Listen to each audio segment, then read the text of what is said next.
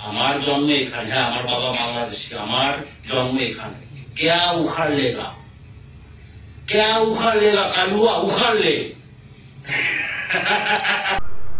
শুনে আসছি যে ত্রিপুরার মালিক হলেন বা ত্রিপুরার আদি অধিবাসী হলেন ট্রাইবেলরা।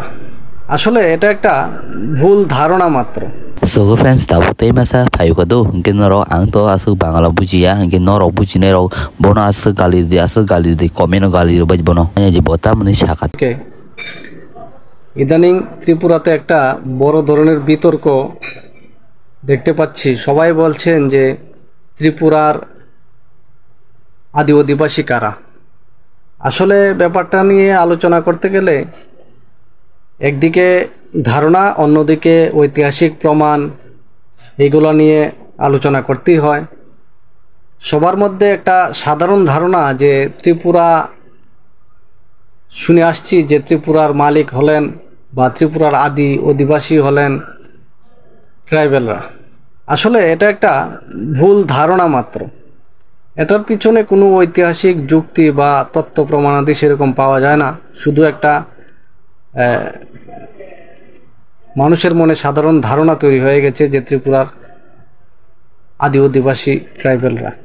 অপরদিকে আমরা যদি বিভিন্ন তত্ত্ব নিয়ে ঘাটাঘাটি করি, ঐতিহাসিক প্রমাণ নিয়ে নাড়াচাড়া করি, তাহলে দেখতে পাবো যে চিত্রটা আসলে ঠিক বিপরীত। সবাই বলেন যে ত্রিপুরার রাজারা ছিলেন স্বাধীন, বংশ পরম্পরায় ওনারা শাসন করছেন স্বাধীনভাবে, কারো অধীনতা ওনারা স্বীকার করেননি। কিন্তু ঐতিহাসিক প্রমাণে দেখতে পাই যে ধর্মমাণিক্য, বিজয় মাণিক্য, অম্বর মাণিক্য, ঈশান মাণিক্য ওনারা বরাবরই বাংলার যে সুলতান, ওনাদের কাছে শুধু সামন্ত রাজা হিসাবেই বিবেচিত হতেন। বাৎসরিক একটা কর ওনাদেরকে দিয়ে ত্রিপুরাকে শাসন করতেন, ওনাদের অধীনে ওনারা কাজ করতেন। হ্যাঁ, এটা ঠিক যে সরাসরি বাংলার রাজারা এখানে শাসন করতেন না, শাসন পরিচালনা করতেন ত্রিপুরার মাণিক্য রাজারাই। তবে মূলত যে শাসন সেটা ছিল বাংলার সুলতানদের অধীনে। তাছাড়া মাণিক্য রাজাদের যে বিভিন্ন মুদ্রা, ওই মুদ্রাগুলিতেও দেখা যায় যে সুলতান আমলের প্রভাব এই মুদ্রাগুলিতে সুস্পষ্ট। টাকার ওজন, টাকা তৈরির যে পদ্ধতি, একদিকে রাজাদের নাম, অন্যদিকে শাসন আমল, এগুলা সম্পূর্ণ সুলতান আমলে সুলতান রাজাদের যে প্রচলিত টাকা, ওই টাকার সাথে সামঞ্জস্যপূর্ণ বা ওই টাকার অনুকরণেই তৈরি হওয়া মুদ্রা। তো সুলতান আমল যখন শেষ পর্যায়ে ইংরেজদের কাছে, সুলতান রাজারা যখন ইংরেজদের কাছে পরাজিত হন, তখন ওনারা ওই যে রাজস্বটা, ত্রিপুরার যে আদায়কৃত রাজস্বটা সুলতানদের দিতেন, সেটা ইংরেজদের দেওয়া আরম্ভ করেন। এরা আগে ত্রিপুরার যে রাজারা যে কর বা অধীনতা, সেটা মুঘলদের প্রতি ছিল। মুঘলদের পর সুলতান আমল, সুলতান আমলের পর ইংরেজ আমল। এইভাবে ত্রিপুরার রাজারা বরাবরই সামন্ত রাজা হিসেবে শাসন করেছেন। আর বাঙালি যারা এই ত্রিপুরা রাজ্যের অধিবাসী ছিলেন, তাদের যে প্রভাব সুস্পষ্টভাবে ত্রিপুরার বিভিন্ন লিপি, মুদ্রা এবং ধর্মীয় যে ছাপ, এগুলাতে স্পষ্ট ছিল। কারণ মুদ্রাতেও সংস্কৃতের যে প্রভাব সেটা ছিল।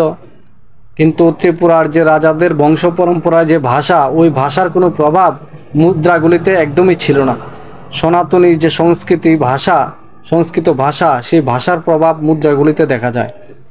ধর্মের যে প্রভাব, এই প্রভাবটা বরাবরই লিপিগুলাতে সুস্পষ্ট।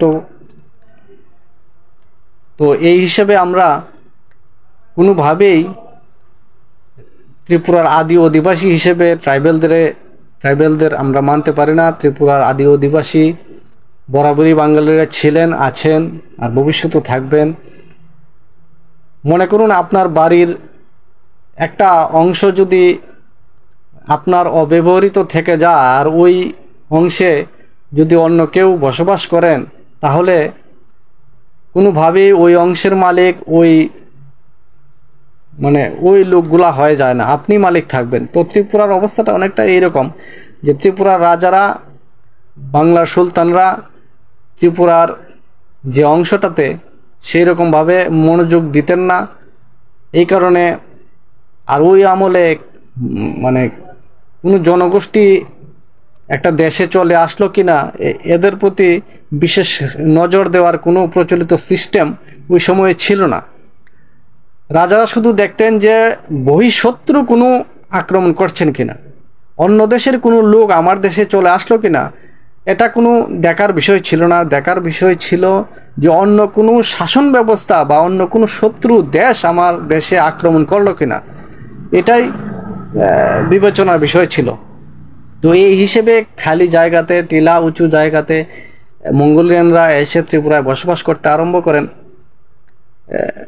দীর্ঘদিন বসবাস করার পর যখন ত্রিপুরা ভাগ হয়ে ভারতের সাথে মার্চ করলো, কিছুটা অংশ চলে গেল তৎকালীন পাকিস্তান এর সাথে, আর বাকি পার্বত্য এলাকাটা চলে আসলো ভারতের সাথে। তো এই সূত্র ধরে আপনি কোনোভাবেই বলতে পারবেন না যে ত্রিপুরার আদি অধিবাসী মঙ্গোলিয়ানরা। ত্রিপুরার আদি অধিবাসী নিশ্চয়ই বাঙালিরা, শুধু ভাগ হয়েছে। ভাগ হওয়ার ফলে বাঙালি জনগণ যে অংশে বেশি ছিলেন ওই অংশটা তৎকালীন সময়ে চলে যায় পাকিস্তানে, আর যেখানে বাঙালি জনগণ ততটা নজর দিতেন না এই অংশটা চলে আসে ভারতের সাথে। তো এই হিসেবে আমরা কোনোভাবে বলতে পারি না যে বাঙালি এখানকার আদি অধিবাসী নয়। নমস্কার।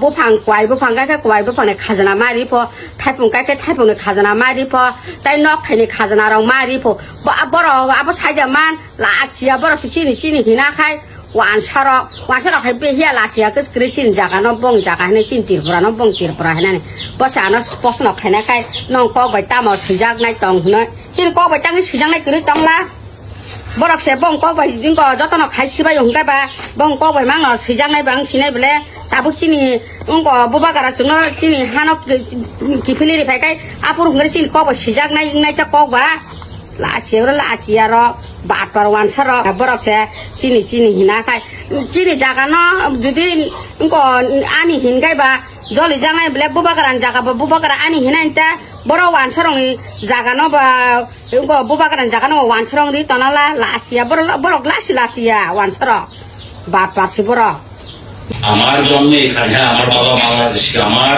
জন্ম এখানে। क्या उखाड़ लेगा कालुआ उखाड़ ले